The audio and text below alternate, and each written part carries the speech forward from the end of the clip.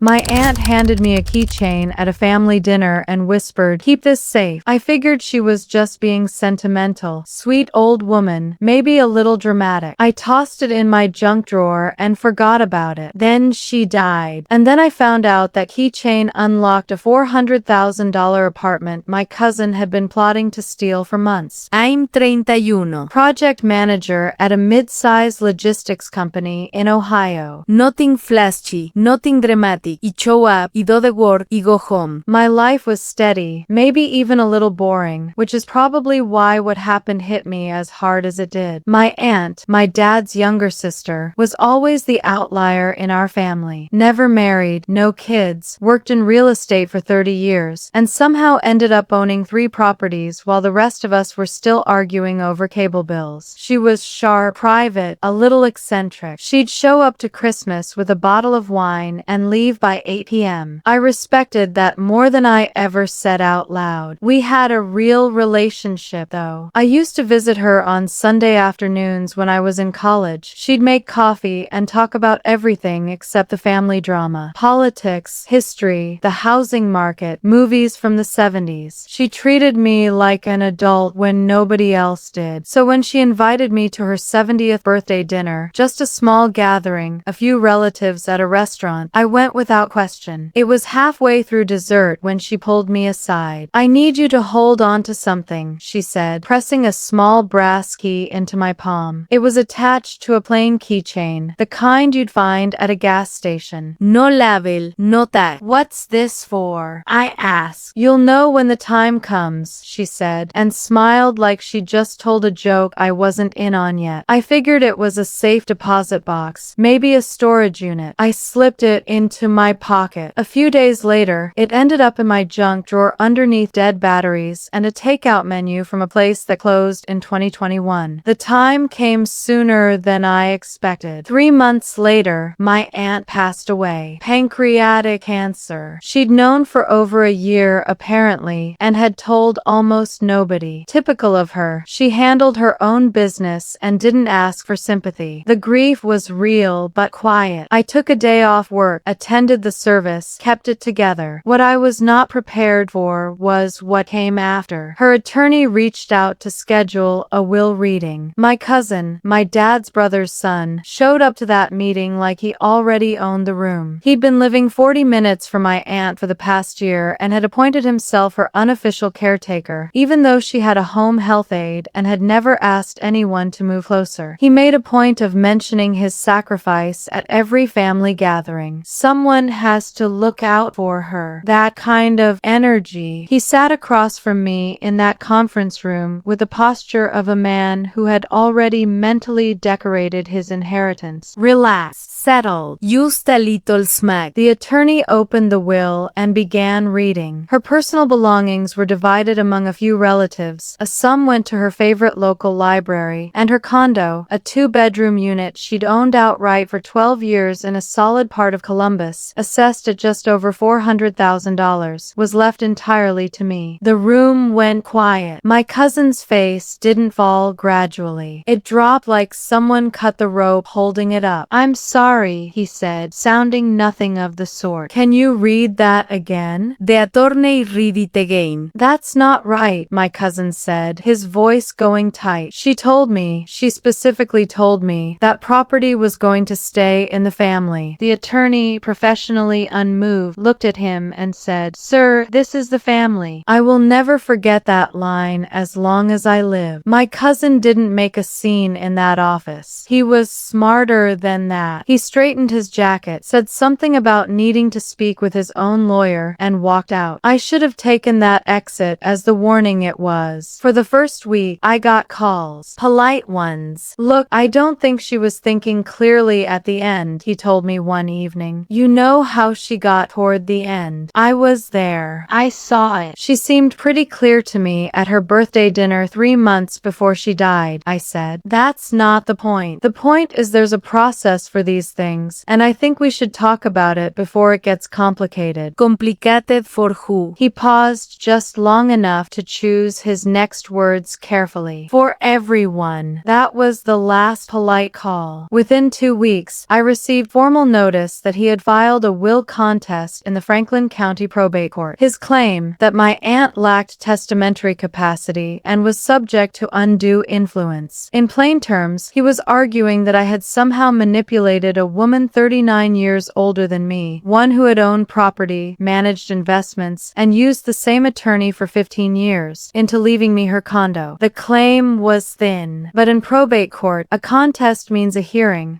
means time, and time means legal fees. He knew exactly what he was doing. My dad called, uncomfortable and vague about which side he was on. Maybe you should just let it go. It's creating a lot of tension. She left it to me, I said. I know, but she left it to me, Dad. He didn't push further. Not everyone has the stomach for a fight, even a righteous one. I retained a probate attorney within the week. He was direct, experienced, and expensive. He told me the contest was weak but not frivolous, and that under Ohio law, the burden of proof falls entirely on the person contesting the will. My cousin would need to prove, with clear and convincing evidence, that my aunt was incapacitated or improperly influenced when she executed the document. He didn't have that evidence. What he had instead was patience and a complete willingness to drag this out. Then came the first dirty trick. A family friend who lived in my aunt's building called me, sounding sheepish. She said my cousin had come by and asked her to sign a written statement saying my aunt had seemed confused in her final months. She'd signed it. She felt bad about it afterward. He told me it was just for insurance purposes, she said. Right. Insurance purposes. Then came the buyout offer. His attorney sent a formal letter with a 72-hour deadline, $180,000, less than half the assessed value of the property, to resolve the matter quickly and preserve family harmony. The phrase family harmony appeared twice. I counted. I forwarded the letter to my attorney. He told me to ignore the deadline. It expired. Nothing happened. Then came the play I was not expecting. My cousin submitted what he claimed was a handwritten note from my aunt, a holographic will under Ohio law, which can be valid if it's entirely in the testator's handwriting and properly signed. His attorney argued this document superseded the formal notarized will. He presented it to the court as newly discovered evidence of her true intentions. I got a copy through discovery. I read through it carefully, and then I noticed the date at the top. I read it 3 times to make sure I wasn't misreading. I wasn't. The date on that handwritten note was 11 days after my aunt died. I called my attorney the moment I saw it. The date on that document is after her death. A pause on his end. Are you certain? She passed March 4th. The note is dated March 15th. Another pause, longer this time. Then, well, that changes things considerably. Here's what you need to understand about my cousin. He was calculated about strategy and completely careless about details. He'd built this slow, deliberate campaign, contesting the will, pressuring witnesses, throwing a lowball offer at me, and then made a mistake so basic it was almost an insult. He'd either panicked when he wrote the date, assumed no one would scrutinize it, or just got sloppy. Whatever the reason, he had submitted a forged document to a probate court with a timestamp that made it physically impossible for the supposed author to have written it. My attorney filed a motion flagging the discrepancy. The court ordered forensic analysis, handwriting examination, and ink and paper dating through an independent document examiner. Standard procedure in suspected will fraud cases. It takes time, but the clock had started. While we waited, my cousin turned up the family pressure. He called my dad again with a new story, that I had isolated my aunt from the rest of the family in her final months and manipulated her through emotional dependency. My dad relayed this to me, visibly torn. I pulled out my phone and walked him through my call log. 12 calls to my aunt between January and March. Texts back and forth. A visit in February where I'd helped her reorganize her bookshelf and we'd stayed up watching an old film, and she'd told me, without me asking for anything, that she was proud of how I'd turned out. My dad went quiet. He said, "You barely visited." I know what he said. My cousin also attempted to contact the property management company for my aunt's building, trying to get himself listed as a point of contact for the unit while the estate was still in active probate. The property manager, sharp enough to recognize the problem, called my attorney's office directly. That move went nowhere. Around month 4, the forensic report came back. The handwriting showed measurable inconsistencies with authenticated samples from other documents my aunt had signed over the years. More critically, the ink composition was consistent with a ballpoint pen formulation that had only been in commercial production for 14 months, a formula that didn't exist during the period my aunt was well enough to write anything by hand. She had been hospitalized for her final 6 weeks. There was no physical way she had written that note. In plain English, the document was forged, front to back. My attorney filed a supplemental motion with the probate court attaching the full forensic findings and requesting sanctions. He also drafted a referral letter to the Franklin County District Attorney's Office. In Ohio, forging a testamentary document or submitting a falsified document in a legal proceeding is a felony under ORC 2913.31 and 2921.12. This had crossed out of civil court territory entirely. My cousin's attorney quietly withdrew from the case 2 weeks after the DA referral was filed. Then my cousin showed up at my apartment unannounced. I opened the door. He looked like a man who had aged 5 years in 4 months. "I think we need to talk," he said. "We're in active probate litigation and you just lost your attorney," I said. "We don't talk without counsel present. I made a mistake." "Yeah," I said. "Several." Y closed the door. The probate hearing was scheduled for month 7. My cousin, now representing himself after burning through his legal fees on a losing strategy, walked in with a folder of printed emails he said proved his deep personal bond with my aunt. The judge, a probate court judge who had almost certainly seen every variety of family greed available, reviewed them without visible reaction. My attorney presented the forensic report. He presented the sworn testimony of my aunt's estate attorney, who confirmed she had been fully lucid, under no duress, and entirely deliberate when she executed the formal will 2 years before her death. He submitted the timeline of my cousin's self-appointed caretaker role, which had begun, conveniently, only after the will had already been signed, and the documented evidence of the pressure campaign he had run on family members. And then my attorney presented something I hadn't known about until 2 weeks before the hearing. Among my aunt's personal papers, found in a small lockbox, opened with a key from that keychain she gave me at dinner, were several unsent letters. One of them was addressed to me. In it, she explained exactly why she had made the decision she made. She wrote that she had watched me, over many years, become someone she was genuinely proud of. She wrote that she had concerns about where the property might end up in other hands. She didn't name anyone. She didn't need to. She had been careful, deliberate, and 3 steps ahead of everyone in that family from the beginning. She'd put the key in a keychain, knowing I'd eventually figure it out. She took the tal the way through. The judge upheld the will in full. She ruled that the evidence for the contest was wholly insufficient, that the formal will had been executed in full compliance with Ohio law, and that the forensic findings regarding the submitted handwritten document warranted immediate referral to the appropriate criminal authorities. My cousin stood at the respondents' table and said, out loud, to no one specifically, "This isn't fair." The judge looked directly at him and said, "Sir, this is exactly fair. I don't have my aunt's timing, but she would have loved that moment." The criminal referral moved forward through the DA's office. My cousin was indicted on 1 count of forgery and 1 count of tampering with evidence, both felonies under Ohio law. He accepted a plea agreement, 2 years of probation, a substantial fine, mandatory community service, and a permanent felony record. He had worked at a bank for 6 years. Past tense. Felony convictions and financial industry employment tend not to coexist. Background checks are truly, completely undefeated. The deed transferred to me 6 weeks after the probate ruling. I stood in that condo, her condo, and looked at her bookshelf, still organized the way I'd helped her arrange it the February before she passed. I didn't change anything right away. I just let it be hers a little longer. I rent it out now to a young couple, their first place together. They seem genuinely happy there. I think she'd like knowing that. My dad called after it all settled. I should have backed you from the start, he said. Yeah, I said, but you didn't. I'm sorry. I know. That was as far as that conversation went. Families are complicated. You don't choose them, and you can't always fix the damage. Sometimes the best outcome is walking away with your integrity intact and a paid-off condo in Columbus, Ohio. What this whole thing taught me is that entitlement doesn't require brains, it just requires nerve. My cousin had nerve in abundance. What he didn't calculate was that I had patience, a good attorney, and an aunt who had already outmaneuvered him before she was gone. She handed me a keychain at a birthday dinner, winked like she knew something I didn't, and went back to her dessert. Turns out she'd left me everything I needed and absolutely nothing for anyone who didn't deserve it. That is the most her thing she ever did, and I mean that as the highest compliment I know how to give. If you want more stories about the exact moment an entitled person realizes the key they thought was theirs was never in their hands, hit subscribe. Consider it unlocking the good stuff.